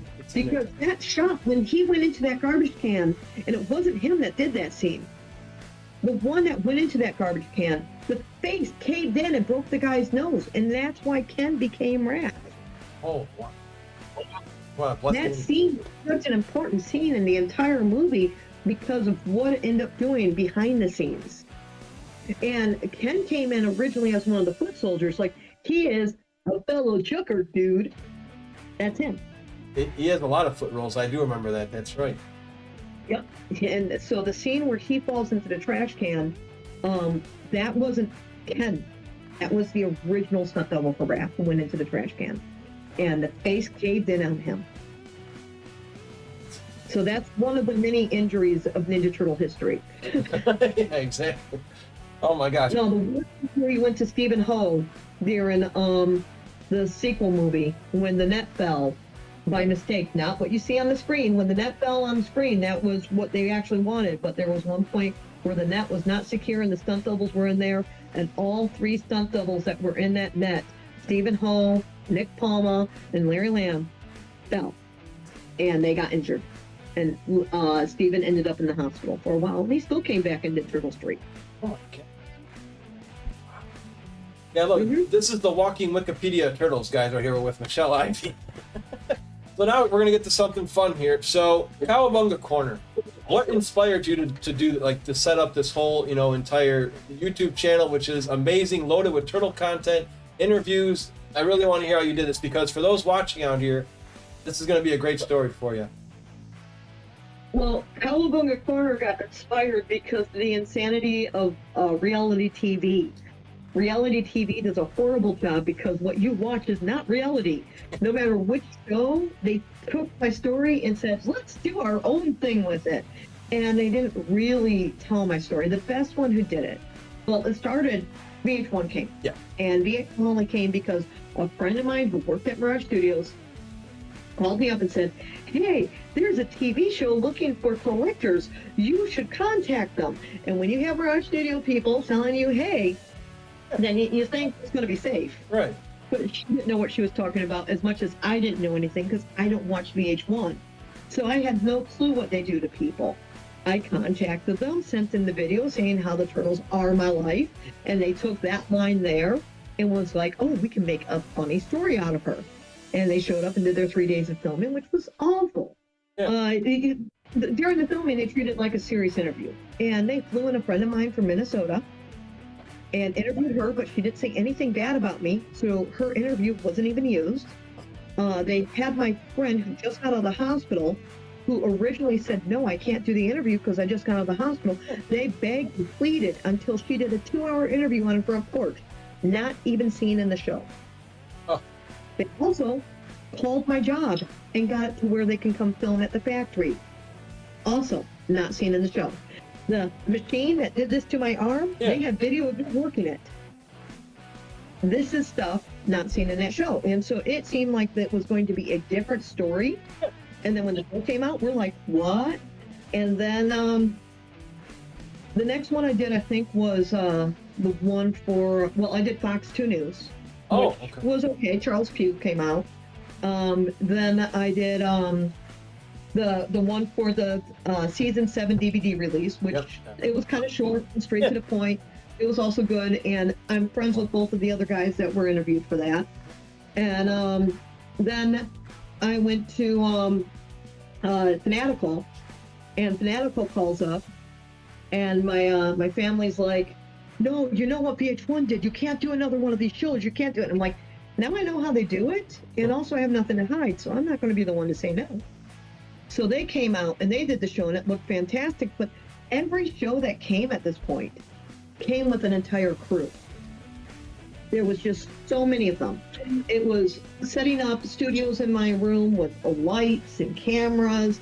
It would get so hot The VH1 show was probably the most torturous because my back went out and then I had to put on the turtle costume. They kept me in the costume for an hour before having me spar my brother. They made sure I was beaten and worn out before I even started. And you look like you're... so, and this is stuff I show in my behind the scenes, a Cowabunga Corner 40. If you want to see the behind the scenes of VH1, check it out, see what I'm actually going through. There's spray glue in that turtle face because my dad had to repair the costume that day since I was not planning to wear it for them. And I just kept seeing all this stuff coming out and going, you know, they don't show that I travel. I know Eastman and Laird. I go to Mirage Studios. I was backstage at the concert. I was on set of Ninja Turtles: The Next Mutations. I'm friends with the actors. I'm friends with the artists. I go out and hang out with fellow Turtle fans. I have so much more to my story on who I am. And everyone thinks I'm just this crazy turtle girl that just sits around eating pizza every day with a big collection going, I love turtles. But that wasn't me. That wasn't what I wanted my story to be. And then I got a call. Hi, I'm with the Free Press and I'd like to do an interview. And I go, okay, sure. Just like any other interview, yeah, you can come out. And this lady comes out. This is February 2010. And she brings a camera. And I go, I thought you're with the Free Press. That's our newspaper. And she goes, yeah, but we are on Channel 4 in the morning. We have a small bit on Channel 4. So this will be on tomorrow morning. I'm like, okay. It's just her. One video camera and her. She's there for not even a half hour. And I'm like, this is going to be a short clip. There's not going to be much to it. I watched it the next day and I'm like, she did like 20, 30, 40, 50 times better than VH1. She did amazing. She showed the artwork book. She showed who I am. She actually talked about me. If she can do it, I can do it. But I don't know how to video edit at the time. So my thought then goes, I'm just going to sit down and do a one-take video and put it on YouTube. That's what I'm going to do. Yeah. So I sit down, about 20 takes later, my phone rings, have to stop the camera again, and it's my best friend from the internet, also the editor for my book series I'm working on. And she's like, what are you up to? You haven't been online all day. And I'm like, I'm trying to film a video for my YouTube channel. And she goes, can I edit it? Yes, thank you, yes. So I sent her the footage, and I finished the last bit up, and then she contacts me and goes, what do you want to call it? And I go, what do you mean call it? She goes, you need a name. I do. And I sent her 3 names. Cowabunga Corner was one of the 3 names. She picked the name, tossed it back to me. I said, yeah, let's just go with it. And then the next morning we had the video up on YouTube, and that was the start. And I'm like, that was so easy. Let's just keep doing it. But when we lost our home in 2014, I have not been able to really get back into the swing of having a video editing section or areas to film, and it's just gotten a lot harder. So you pretty much were going to go in as your own Channel 6. You were going to be April, Vernon, Byrne. You were going to be all of them. Yeah, I'm going to go watch this. But now I can do the video editing. Now I have my own laptop that's meant for it, and I know how to use Adobe Pro. Because I'd go down to my editor's house. She lives like 6 hours away, so it's not like I'm always there. But I'd actually go down to her house and visit with her, and we would, she would show me what she's doing and how to do it and help me. And so I did a lot of my own video editing near the end there.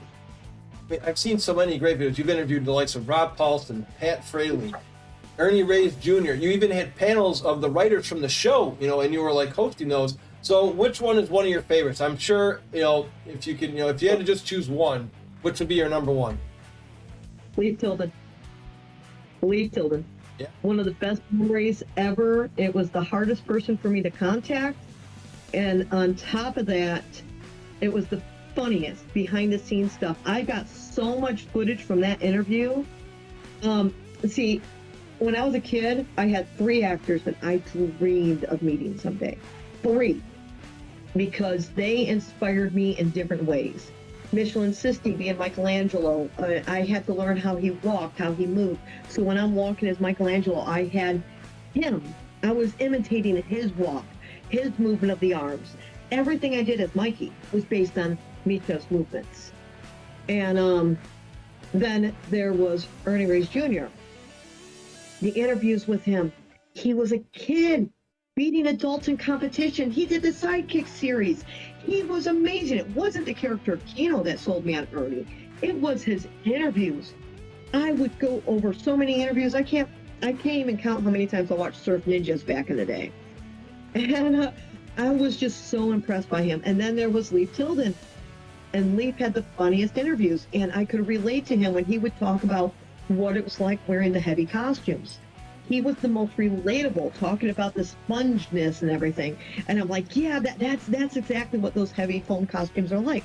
Those three actors just helped me. And then the TV series Dinosaur came out, and you got Michelin Sisti as Charlene and Robbie as Leif Tilden, and I'm just like going, this is amazing. They stayed friends after Turtles. Michelangelo and Donatello are still together in a different series, and they got Splinter with them as the baby. I was so pulled in to those actors. I would read every interview, watch every interview, and I never thought in my life I'd meet them. And then all my friends are talking about San Diego Comic-Con. Comic-Con. And I'm like, I've been to New York. That time New York was just new, and I already went to New York. And I grew up doing sci-fi and horror cons all my life. I've been to sometimes up to 12, 13 cons a year. And, but everyone keeps saying San Diego's the convention to go to. So in 2007, months after the tickets went on sale, I'm down in Kentucky visiting with Phoenix, and I decide, you know what? I'm going to do it. I'm going to go to San Diego Comic-Con. I jump on, I buy a weekend pass, which included Wednesday, which is preview night, at $70. $70 after the convention tickets were already for sale. So cheap. Yeah. So you wouldn't expect that. Incredible. Especially, this was 2007. It's not that long ago. And so I buy my ticket, and I make the plans with a friend of mine who lives up in Washington that I'm going to fly to Washington. We're going to drive down, stay at a hotel together, do the convention. She knows my medical condition, so she'll take care of me. And then we'll drive back up to Washington. And I got my ticket. There's nothing Ninja Turtles in my head about this convention besides for meeting other fans. That's why I was doing it. I was going to meet the West Coast Turtle fans. Right. And then Phoenix was reading the computer, and she goes, "Did you know Michelin Sisti is going to be at San Diego Comic-Con?" What? Michelin, what are you talking about? Michelin Sisti was not listed on the guest list. And she goes, "Oh, just reading the panels, and there's a Jim Henson panel, and he's on the panel." She never heard me fangirl screaming for life. And she's known me since 97, so at that time it was 10 years of knowing me before she actually heard me fangirl scream and watched me dance and run around her house screaming. And I get to the convention, and then I get into the room, Ballroom 20. Anyone who knows San Diego Comic-Con knows what Ballroom 20 is. It's a stage. Guests are let in backstage, let out backstage. You never see them. Besides, we're on that stage. And my friend, Renatello, got us front row tickets. Not tickets, but front row seats. We're in the front row, but we're all the way stage right. And there's the stage off to the side. Talk about a neck crank. You're going to be staring like this the entire time to try and see the stage. Or you're going to look up above your head where there's a video screen. It's not the best view, but it's the closest view we could get. So we're sitting there, and then a chair is set in front of us. We're like, what's this? And then they bring out all these gear around the chair, and out walks Michelin Sisti. Panel's not even started yet. He sits down, and the people around him starts connecting this gear onto him. And we're all sitting there, and there's a group of us. There's Turtle fans I know, some like me, some don't like me, but we're all just sitting there gawking like, that's Mika. So I get up, and I go over and I go, "Excuse me, I just want to say hi. My name is Michele Ivey. I'm a huge fan of your work, and I just want to say thank you for all the inspiration you gave me." And I sit back down. And then my friend Bryn gets up and also says hi to him. And through the panel, And my video camera, instead of facing the stage where Brian Henson is now facing right at Misha in front of me. And he's making faces at us through the entire panel, picking on us. And I'm just in shock. Such shock that I'm that close to one of the 3 people I always wanted to meet. And then the panel gets near ending, and they call the puppeteers on the stage. Misha's taken out of the gear, and he goes up there and does a Q&A, and my head goes, that's it. My chance of talking to him is gone. And the panel ends, and I run to the side of the stage, and I go, Misha! And he looks over and goes, yes? And I go, I have a question. I have one thing. Do you think you could sign one thing for me? And he goes, yeah, sure. And I go, and my friend in the Leonardo costume would like her picture taken with you. He jumps down and goes gets the picture with my friend. And as he's getting that photo, security starts coming to kick us out. And he's like, I'm sorry, everyone. I got to pack up my stuff and get out. And I go, can you sign this one thing? And I pull up this autographed T-shirt. And anyone who follows my Instagram can see pictures of this. Cowabunga Corner. And the autographed T-shirt is just covered front and back. And he goes, I have to sign that shirt. He got up, came out into the hallway with my entire group of about 15 of us. And he signed one item and did a photo with everybody in that group. He goes back in, and we're all talking, and one of our friends in that group was so busy talking to the other friends that he missed out. Oh. And I felt so sick, because Turtles 2 is like the biggest thing. The inspiration for his name. He goes by the name Toka. Anyone who knows Toka in the Turtle fandom, this is Toka. This is the Toka. This is the Toka that Nickelodeon talks about. It's the Toka Mirage Studios talks about. Anyone behind the scenes, if you mention Toka, there's only one Toka. And this is Toka. And he missed out on that autograph. He was so devastated. And I'm like, oh man, well, we plan out where we're going for dinner. And then everybody leaves besides for me and that one girl that I'm traveling with. And we start packing up my tripods and putting all my books and stuff back into my bag, get it on my back, and out walks Misha with the other puppeteers. And I go, Misha, and he looks over, you're still here? And I go, I've just got my stuff packed out.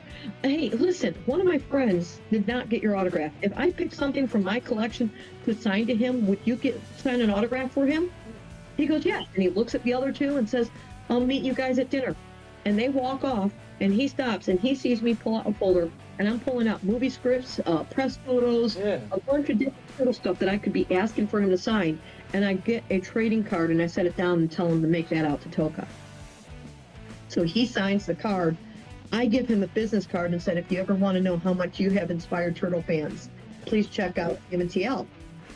And he thanked me and left. 2 days later, I got an email saying he wanted to stay friends. And that was just the first. 2 years later, I made friends with Ernie. So now I'm thinking, I'm friends with Ernie, which is another long story, so I don't want to... No, it's okay. You in all these long stories, because all of them have, like, oh my God moments for me. In 2011, I'm in LA, and I'm doing all these interviews for Cowabunga Corner.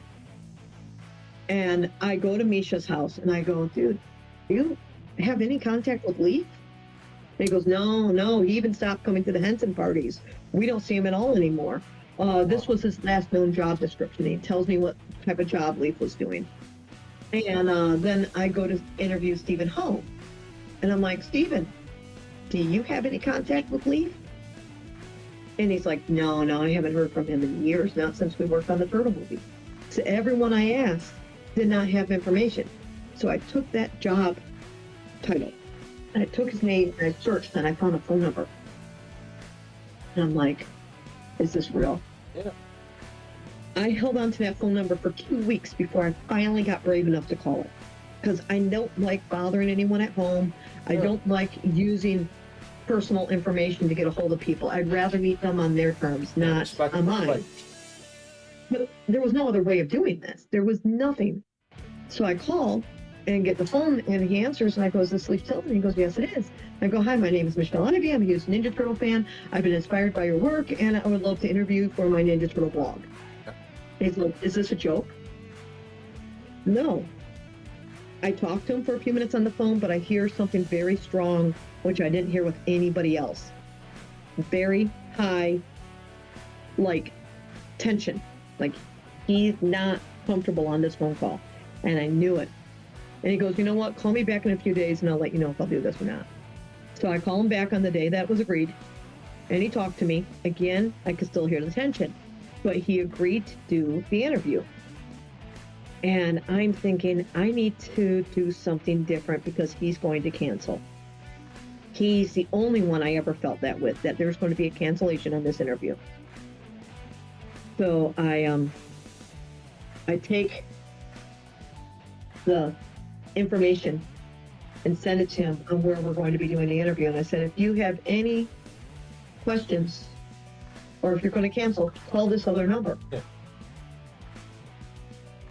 So instead of calling me, I have him calling the location where the interview is going to be, which I set up as soon as I got a hold of Leaf. Because I don't have a place in LA. I have to always find somewhere to do the other interview, to meet up with these people, be it at a studio or somebody else's house or stores. Yeah. And this time I used the storefront. And I knew the person very well that I was calling and asking to do this for me. I knew Leaf knew him. So I'm heading to the day of the original interview, and I get a call, and I see the message, Leaf canceled. And I feel my heart sink, because I'm like halfway there, just did all this public trans. Yeah. Me and my go to, huh? No, just like all the work you put into, weeks of waiting just to have the guts to, do this and. Yeah. So I get to Denny's, Gower, and Vine, Denny's in Hollywood, if anyone knows the area. There's a Starbucks and stuff. There's a studio right there, the Gower Studios. Yeah. We're sitting down there, and then I get a voicemail. My phone doesn't even ring. It just went straight to voicemail. It's like a 2.5 to 3 minute voicemail from Leaf Tilden. I just called to cancel, and I was very surprised to find out I was on the phone with Stephen Ho. And we just reminisced for an hour about walking on the Ninja Turtle movies. You are insane. I've watched Cowabunga Corner now. You are insane. We are doing this interview. We are totally doing this interview. We are setting this up. Now, instead of the tension that he had from the beginning, I have excitement in that voicemail. I sat down and cried because it works. My plan of if he canceled worked so well. Now, the best thing here is this interview meetup was the 20-year reunion of Leaf Tilden and Stephen Ho. It was their first time seeing each other in 20 years. I was there for that. We got there before Leaf did. I got video of them seeing each other for the first time in 20 years. I got video of Leaf running through Stephen's store, picking up stuff and picking on the prices. I got video of them trying to make coffee. I got video of Stephen Ho trying to beat up Leaf Tilden. It was the funniest video. Me and Mickey were having such a hard time keeping a straight face that I was dying laughing even just trying to do the interview. If you watch that interview, you see how happy I am during that moment. Yeah. Because it was the best. It was, I know he's exaggerating on all his answers, but my favorite answer, I found out my editor cut after it was up. I'm like, I'm going to go watch it. And I'm like, dude, you cut the story about going bowling with Jim Henson. How can you cut that story? Yeah. And so I am going to try and do my own documentary from all the cut scenes and put in never before heard clips and photos and stuff from the Turtle movies. But that means I need to get a place to live where I have an editing station to sit down and work on this stuff. But that's the type of stuff in my head that I want to do for Turtle fans. And I don't want to go out there and sell it and make money off the fandom. No, I just want to throw it up on YouTube. I just want to get the stories out there. I want their stories cemented into history. I want to make sure our stories are cemented in history, not just mine, but every Turtle fan out there.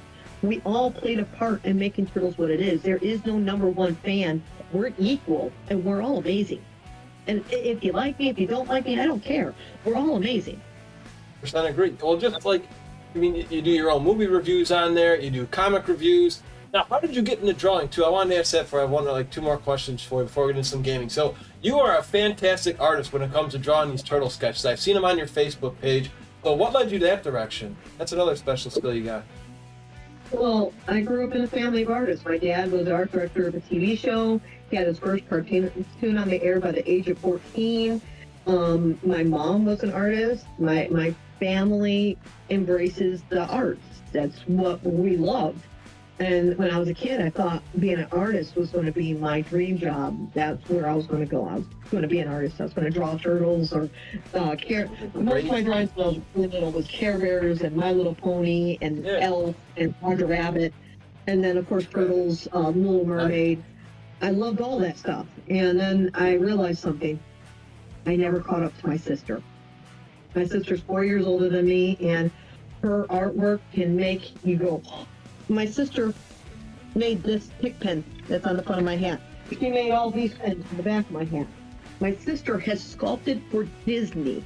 So, in my opinion, yeah, my art is fun, but I'm not an artist. No, in no way, and especially now, my arm's gotten worse. I don't know if I can draw anymore. It's 2 months ago, I can't even hold a book without shaking. But when I'm standing up, I have a harder time holding books. I think I can do it while I'm sitting. But my sister, she's a huge inspiration to me. I love what she does, and she's the one who ran with the art. In fact, that's why I'm in this building right now. She's working on art projects for one of my friends who worked on Ninja Turtles. So. Awesome. So another question is, for those of you guys watching now, what would you say to them? What advice can you give somebody who wanted to start their own podcast, their own YouTube channel? Because you are very passionate. You are fearless. I see you on there. You don't give a bleep. You know, you're just going out there doing your thing, which is incredible and very inspiring to a lot of us. So if you had any advice for anybody watching this right now, what would you give them if they were to start a new podcast or interview? Two things. One, don't copy anyone else. Be your own, be original, and be you. If somebody's doing a Ninja Turtle blog and you feel like, oh, somebody's already doing it, just do it on your fandom. Do it on what you enjoy. Don't worry about what they're doing. Be yourself. And that's another thing. Don't worry about comments. You're going to get like 70% to 80% more negative comments than you're going to get positive comments. Why? If people are satisfied, they're more likely to walk away. People are upset about something, they're more likely to complain or pick on you. Or if they're just trolls, they're going to pick on you. You got to deal with all that stuff no matter what. So instead of worrying what they're saying, just turn around and laugh with them. It annoys the daylights out of people. I always laugh at the people who try to pick on me because I'm like, oh, you're picking on a character. But yeah, you go around and just enjoy and find your passion, find what you enjoy. Don't do something for popularity. Do something because your heart tells you you have to do it. Don't get into it thinking, I'm going to make money by becoming a blogger. I never made money being a blogger. I did a Kickstarter, and all that money went back into Cowabunga Corner. We got new cameras and tripods, and all that stuff is over 10 years old now and broken. One of the cameras got drowned in a flood. But don't ever worry about that outside stuff. Just worry about what's here. When you get in front of the camera, just know you're talking to your best friend. Your best friends are watching this. Your family can watch this. Anyone can watch this. And just picture the friends. Don't worry about people. Because you're going to have people who don't agree with you no matter what you do. No matter what you do. I've been picked on since I was a kid. And the first thing I learned was the only people who matter are the people that I actually love. And that's my best friends who I consider family, and my family that I grew up with, my actual family. My mom and my sister go everywhere with me. You see me at San Diego Comic-Con, most likely you'll meet them. That's how much they go everywhere with me. So yeah, family and friends are all that matters. Everyone else, maybe you'll make new friends. Don't worry about the others. Excellent advice, Michelle. I have another question here for you, just because you're a diehard Turtle fan like me. What are some of your favorite inspirational Master Splinter quotes? I don't know if anybody's asked you that before, but I'd like to ask that. Your favorite inspirational Master Splinter quotes. I'm sure you got a lot of them. If you could just name your Mount Rushmore, I guess, just go with 4. Anger clouds the mind. Turn inward is an unconquerable enemy. You are unique among your brothers, for you choose to face this enemy alone. But as you face it, do not forget them, and do not forget me. I am here, my son. How's that? Bravo, bravo. One of my favorite scenes in that movie, because you see Raph shedding tears too at that too. Mm-hmm. Yeah, because Splinter's that Splinter's like the most epic Splinter. Really. Oh yeah, nothing's ever gonna top Kevin Clash with the voice, just the power, just the one I always like is the all fathers care for their sons. You know, that was another good spot too with Danny. Yep. So much good stuff in there. There's Oh, now for the fun stuff. We asked you to bring a couple things to show us. We did see the TMNT 3 movie prop. Do you have anything else that we can check out here? Well, actually, I'll save this one. There, Okay, yeah. that's the main event? Okay, cool. I played with this a little bit earlier on video. People might recognize these as Michelangelo's combat cold cuts from the beginning of Ninja Turtles 2: The Secret of the Ooze. These are a screen-used prop. There was 2 sets of the combat cold cuts made, Michelin Sisti set, which this is one of those, and Nick Palma's set. Nick Palma kept both of his, and when he found out Misha did not have any of his, he gave one of his to Misha's. I do not know where the other one from this pair is. And but it was Misha who did that scene because they needed the mouth to move, so he actually learned the full chucking scene for that.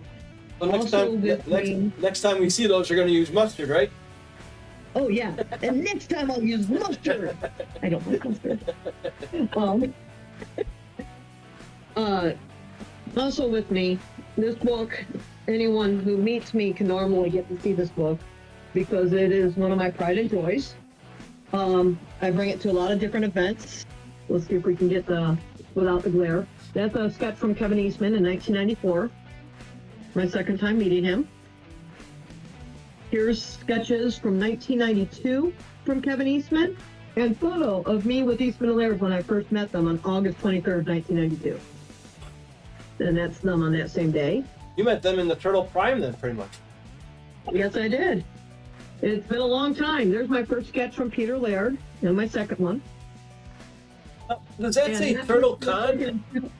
Huh? Does that say Turtle Con? There was a Turtle Convention for Ninja Turtle fans? Where the heck was I for this one? If you scroll up, look right there, yeah, and that says Turtle Con, right?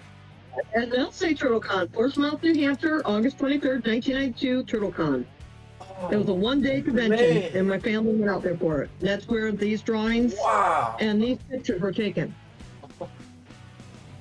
And yes, I have the video of it on Cowabunga Corner. Oh, yeah, I'm definitely heading there this weekend. Gotta check that video out. This picture here is Mirage Studios parking lot with Peter Laird back in 2005. And that's Brinatello, the one that... Oh, okay. A German book just fell to the ground. Then here's Clunk by Jim Lawson, and my favorite Peter Laird one, of course, a Mikey. For those who don't know, Clunk is the cat in the 2003 Christmas special, Christmas Aliens. Michelangelo adopts a cat and calls him Clunk. Yes, he's in the original Mirage comics. This too? And he's in the IDW comics. He's in the 2003 series. Clunk makes his way around. Ice Cream Kitty is in the 2012 series. There's a bunch of sketches from Kevin Eastman, but that's a picture of me with Kevin Eastman and his wife, Julie Strain, at the time. I miss her. Rest in peace, Julie. I miss you. She was an amazing person. That picture was in 97. This picture of me and Kevin is 1999, and another sketch by Kevin behind that. There's more sketches, like there's this beautiful comic book cover he did for me. Oh, man. Yep, all the red mask, too. Oh, yeah. I asked for only 2 turtles and told him to mail it for me, and he did all 4. That's Kevin for you. Mark Bodie, he did both of these, and he also did my tattoo. Oh, it looks so good, that nunchuck animation. Oh. Yeah. That's the turtle. Let's see, that's the one thing, like a minor bone to pick with how they do our turtles now, the Fred Wolf era. They're always so happy. It's like there's just so much more detail they had in those older turtle sketches. So that was a great picture you shared. Well, this one here is done by Dan. He's one of the Mirage guys. Got that in 2005. And this is Michael Dooney. And then Bill Wolf, another one where I'm going to say rest in peace. We lost him in 2020, right around COVID time. I think he passed away from COVID. He came down sick, called a friend, said happy birthday. I would have came over, but I'm sick, and that was the last time anyone heard from him. I feel bad about that. He was a writer, producer, and director for the original cartoon series. I went to interview him for Cowabunga Corner, and when I showed up, he surprised me with that drawing. And then this is Howard. He's one of the designers for toys for Varner Studios that did the original Ninja Turtle toy lines. Now, If you want to meet Howard, he's usually at the Varner booth over at San Diego Comic-Con. now, did that one get passed for a toy real quick, Michelle? 'Cause I used to have the punk rock toys. I don't recall it. I know Donatello had a mohawk. That's my favorite. It is my favorite toy of the whole franchise. Is the Rampant Mike. I have not watched this one since I was a kid. This is always my favorite one right here. That right there is a drawing from Chris Allen, the creator of Ninjara. If you don't know who Ninjara is, read the Archie comics. Highly recommended. Okay. And Ken Michele is one of the artists from the Archie comics. And so there's two of the Archies. Michael Zulli, the first time you see the turtles with that beak. This is from the Mirage comics. He was one of the artists. When I went up and asked Michael for a sketch, he's like, "You won't even know my turtles if I draw one." And I'm like, "Hey, can you sign these comic books while you're at it?" And I threw down all three of the comics. He's like, "Oh, you do know my work." So he did Neil Leonardo. Mic drop. And this is Don Simpson. He did stuff for the Archie comics. And that's one of his old 1990 sketches. He didn't draw me something new, but he had this in his thing, and he's like, "Now that's got to be in with the other guys." Frank Fosco from the Image comic books. And here we have Eric from Mirage and Dave, the creator of PandaCon, him and his wife Monica. Then this year is the Turtle Titan by Steve Levine. This is actual artwork from a coloring book. So this is original coloring book artwork. Oh. And then we're going into the 2003 series. This here is Jose. He's one of the storyboard artists.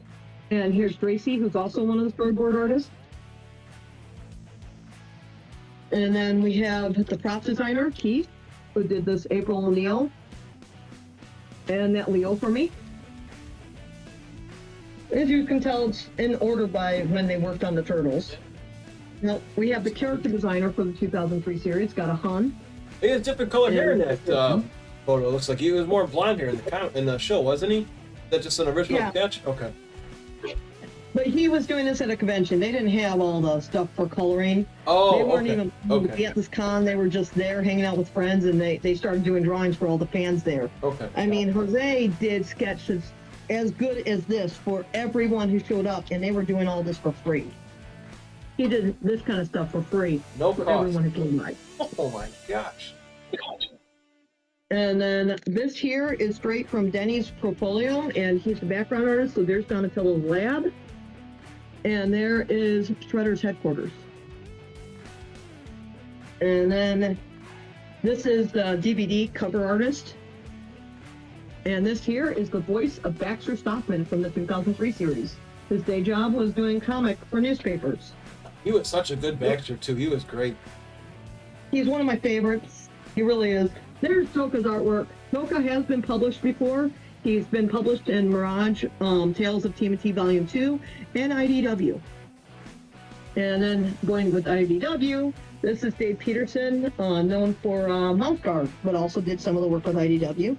The writer of the IDW series for the last 50 issues, from 101 to issue 150, was Sophie Campbell, and these are sketches from Sophie.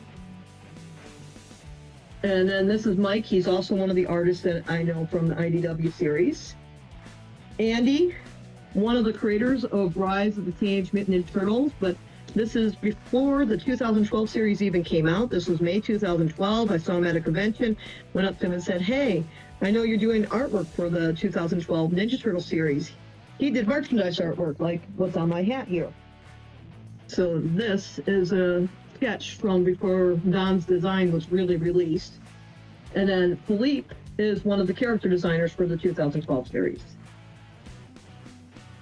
Oh, and then this is storyboard from Ninja Turtles 2: The Secret Ooze that was used on the set, given to me by Stephen Hull. I got the donut scene, and I went and got Mark Casso, Robbie Riss, Nick Palma, Michelin Sisti, Mark Ginther, and Kurt Bryant and Kevin Eastman all to sign it. Oh. Let's see. But that's, I guess I'll show what I let people hold if they meet me.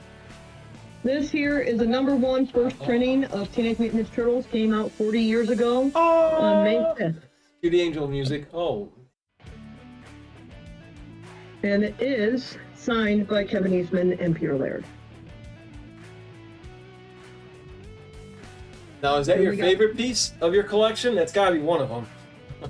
It's up there, but it's, no, my, I have a hard time with favorite pieces. My favorite piece, like, emotionally, forever will be the costume my dad made. Oh, yeah, I'd say that's a lot of sentimental value. That right there touches me here. Anything happens to that, and I'll treat it like a family member died. I know, because when the Bebop costume got destroyed a few years back, I was at San Diego Comic-Con, and I read the news on Facebook. My parents didn't even call me first. Oh. And it ruined the entire convention for me. I got sick, physically sick. I was throwing up. I was sobbing. I couldn't even pay attention during panels. I was so depressed. The entire weekend just got washed away, and the emotions I went through when that costume was destroyed. That's how close I get to the heart of my collection. I feel like they're a part of my history. They're a part of the fans' history. I meet fans who saw me as a turtle when they were a kid, and it's hard to think that the Bebop that they saw, and they have pictures with Bebop, is gone. There's nothing of that costume left besides for the pair of pants that you can't even tell unless you know what it is. We also have the foot communicator, which wasn't even used during the parties. That was used for photo shoots. So nothing from that Bebop remains. It was somehow stored into a shed. I didn't even know it was in the shed. I thought it was in the basement. And the area where we lived, they cleaned out around the train tracks, which chased a bunch of rats into the neighborhood. So sheds and garages turned into rat nests. And that costume was completely destroyed. And yeah, that to this day kills me right here. That's probably the hardest piece of my collection I've ever lost. But otherwise, I love the NECA toys. Like these toys here, I actually helped with the set when it was coming out. If anyone has a set, the pizza in the set was pictures of my pizza that I got when I got backstage. I was handed a pizza. And so I gave NECA the measurements and photos of my pizza to help them. So yeah, there's so much stuff that I've had my hands on that I've been part of. Then with the next mutation, with the toys, the cartoons, that picking favorites. Of course, I love the movie props, but I think everyone focuses on them because they're so unique. They stand out. They are amazing, and yes, I will never sell or get rid of them as long as I'm alive. If I start getting rid of my collection, you guys know there's something wrong with me, and I'm not planning to stay around. So yeah, the collection right now is my goal. I want to open a museum. I want to get the stuff out there where it belongs to all the fandom, not just hidden away in somebody's collection. I bring them out as much as I can to events. I just did a toy store last month where we took 4 hours setup and 4 hours teardown and a full day event all in the same day. And that's just because of the passion of sharing this stuff with everybody, knowing that it cannot stay in one person's place. It's got to be out there. It's all of our history. And so that's what I do with the collection. It gets out there for people to enjoy.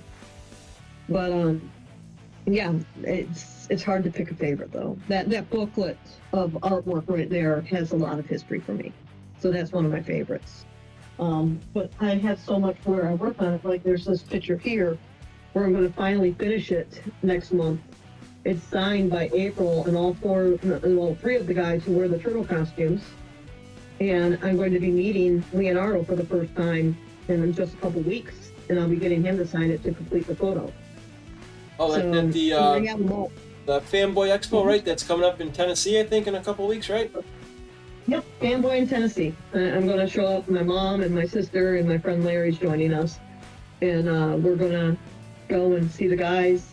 It'll be my first time meeting David, who's Leonardo, and it'll also be my first time meeting Todd, who's one of the writers from the first Turtle movie. I've met Bobby, who's the other writer.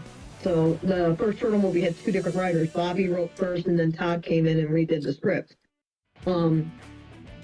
I've not been able to compare the two scripts to know how much it's different, but I also know that Todd wrote Turtles 2: The Secret of the Ooze.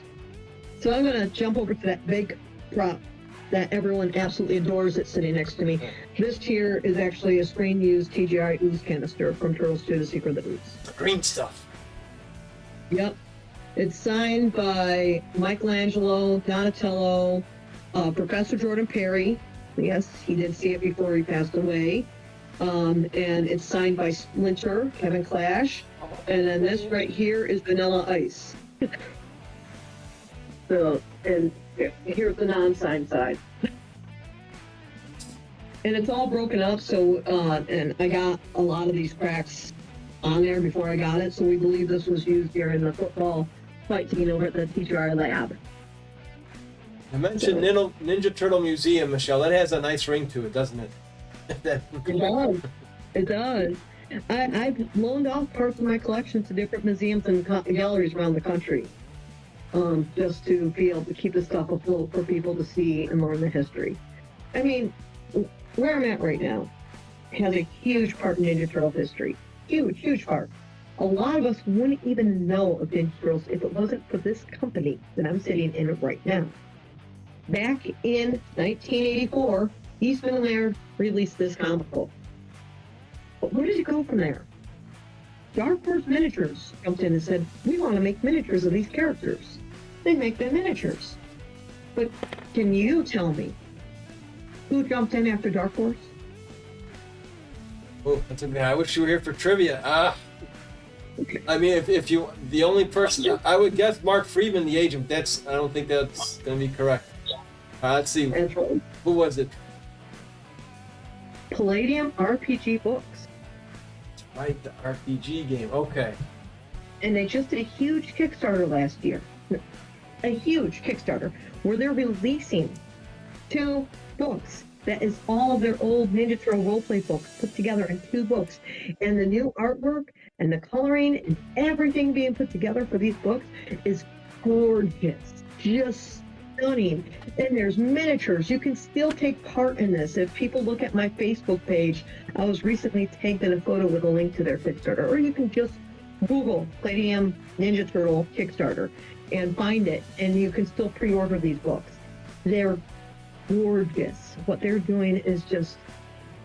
Now, Palladium jumps in and says, if you got miniatures, you need a roleplay book. And Kevin Sinmay, guy here, is the owner of Palladium. He's the one who put that together, and Eric Ludwig was the writer. Sadly, we lost Eric Ludwig in 2008, and that was a hard loss. I'm happy to say I got to meet him once before he passed away. But they did such an amazing job on these books. They were around for many years, but they were working on another book series with a licensor, and Kevin sent that licensor one of these. And that licensor loved what he saw and said, I want to get in touch with them. And Kevin's like, they're not interested in getting this licensed. They're handling everything themselves. And that person kept pestering Kevin for an entire year. So Kevin finally arranged the meetup. Kevin, Palladium RPG Books, arranged the meetup between Mark Friedman and Eastman and Laird. If it was not for this company, would you know what Ninja Turtles are? That's how that connection came to be. Okay. So Kevin is here in this building right now. It's a Michigan company, and my sister's doing some artwork for them. So this is where I'm spending my time right now. Okay. Michelle, this has flown by. We have been going for almost 2 hours just talking turtles. I hope we can get another part 2 in because there's so much turtle content and so much turtle talking. Before we let you go, do you still have time for some Twitch gaming after this? Are you down for the arcade games for a bit? Ooh. The first one's about 30 minutes. 7. Oh, okay. Would you be up for more around 8 p.m.? Yeah, we can definitely do that then. Sounds good to me. Okay, then I will have time to get home from here, and then I'll be able to get onto the game. That sounds good. but And you're in the Eastern wanna- Coast, so 7 o'clock. So 7 my time, 8 your time? No, I was saying 8 your time, 9 my time. Okay, sounds good to me. Yeah, that gives me more time because I'm not near home. Sounds good. Now, where can people find you now? You say Cowabunga Corner. Is that Instagram, Facebook, and YouTube? Instagram? And you can watch the videos on YouTube, but I have not posted too much new stuff. I've done a few live videos in the last year, but most of my new content is through Facebook, my personal page, not the Cowabunga Corner one. And but the main area, like I don't even do Facebook Messenger. The main area where you can contact me, where you can interact with me, is Instagram. I am very active there. That's my favorite area to go on social media. Perfect. Well, Michelle, thank you so much for your time here today. This was great. We got to know a little bit more about you that most people don't know. And I hope we get to do this again sometime. We'll see you later tonight for some Twitch gaming on the TMNT Arcade Collection, all right? Okay, guys, next time. Cowabunga. Cowabunga indeed. Thank you very much, Michelle. Not a problem. Bye. Oh, King Mike does rockin' those golden retro hits. Thank you for joining us for the Shellonomics podcast. Be sure to check us out on YouTube and Twitch. Catch you on the flip side.